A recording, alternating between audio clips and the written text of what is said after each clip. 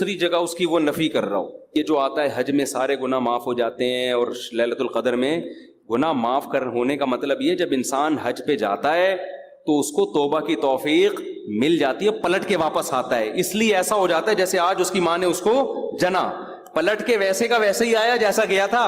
صغیرہ گناہ معاف ہوتے ہیں، پھر کبیرہ معاف نہیں ہوتے. ہاں اللہ اپنی رحمت سے کر دے تو کوئی اللہ پہ پابندی نہیں، لیکن قاعدہ ضابطہ یہ ہے کہ کبیرہ گناہ توبہ کے بغیر معاف نہیں ہوگا. تو حج سے کیوں معاف ہوتا ہے؟ اس لیے کہ حج میں توبہ کی توفیق ملتی ہے.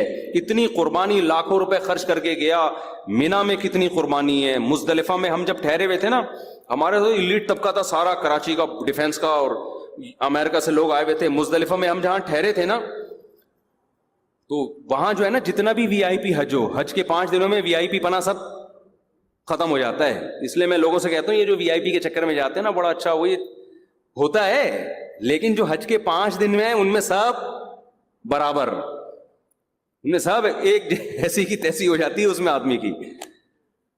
تو کیا ہوا ہے کہ وہاں مزدلفہ پہ جب ہم پہنچے ہیں تو وہ جگہ ہی نہیں ملی. ایسی جگہ تھی سڑکوں کے بیچ میں، تو بالکل کراچی میں جو چرسیوں کا منظر ہے نا، جو پڑے ہوئے ہوتے ہیں سڑکوں کے بیچ میں، بوتلیں پڑی ہوئی ہیں، تھیلیاں پڑی ہوئی ہیں، بیچ میں چرسی نہیں ہوتے.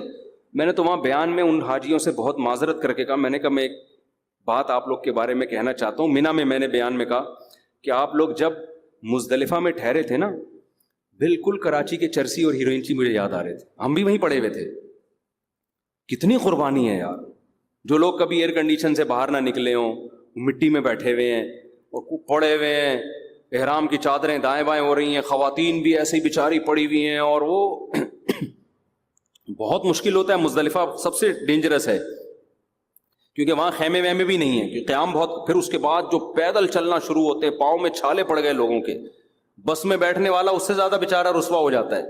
اتنی لمبے یعنی ٹریفک پھنس جاتی ہے، الٹیاں لگ جاتی ہیں لوگوں کو. تو یہ سارے مجاہدے اللہ کروا کے کیا کرتا ہے؟ اپنی محبت کی چنگاری دل میں پیدا کر دیتا ہے حاجی کے دل میں.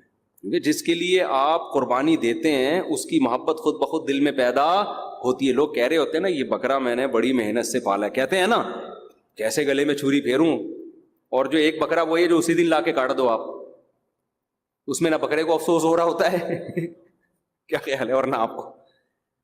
جب آپ اس کو پالتے ہو، اس کی مینگنیاں صاف کرتے ہو، روزانہ نہلا رہے ہو اس کو، پھر بکرا بھی رو رہا ہوتا ہے اور کاٹتے ہوئے آپ بھی رو رہے ہوتے ہو. تو اسی طرح حاجی سے اللہ اتنی قربانی لے لیتے ہیں. پھر حج کی ساری عبادتیں خلاف عقل ہیں.